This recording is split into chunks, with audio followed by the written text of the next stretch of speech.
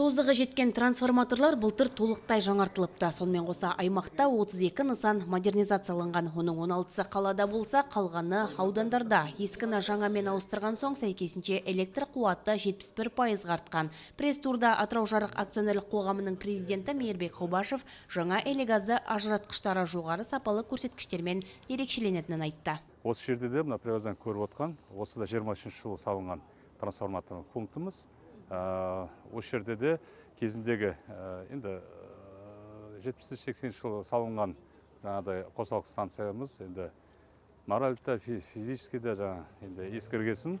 Сосын бұл жерден де қазір райондарды көріп атсыздар, үйлер, осы үйлердің бәрінен де мына тоқпен жаңағыдай қамтамасыз ететін осы трансформатор пунктіміз. Осы жерде енді қазір қарасаңыз әрбір терезеде бір сплит системадан тұр. Оның бәрі уже тұрғындардың нагрузка өскеніне байланысты сол осы жердегі трансформатор пункті жаңадан ескісін алып тастап, жаңадан қондырдық.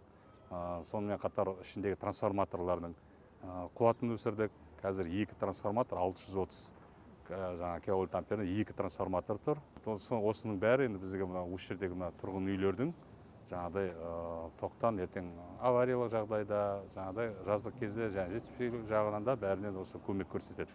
Шарада қатысушылар қаладағы модернизацияланған нысандарды аралады. Атап айтсақ, Балықшы және вокзал маңы ықшам аудандарындағы жаңадан салынған трансформаторлардың жұмысымен танысты. Мұндағы мақсат? Турдың мақсаты бұл бекітілген инвестициялық бағдарламада іс-шаралардың орындалуын көрсету.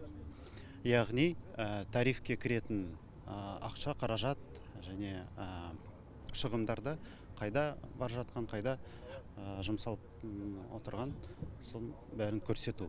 Жарықтың инвестициялық бағдарлама былтырғы жалпы сомасы 1 миллиард 317 миллион теңге құрайды. Бұның ішінде негізі подстанцияларды салу, жаңғырту және автокөліктер, автотехниканы сатып алу. Бұдан өзге 2023 жылы мекеме 8 арнайы көлік пен 1 электротехникалық лабораториясын сатып алған. Мейірбек Құбашевтың сөзінше мұндай жаңарту жұмыстары жыл сайын жүргізілмек. Ақмарал Бейсенбаева, Талғат Қуанышев, жаңалық қызметі.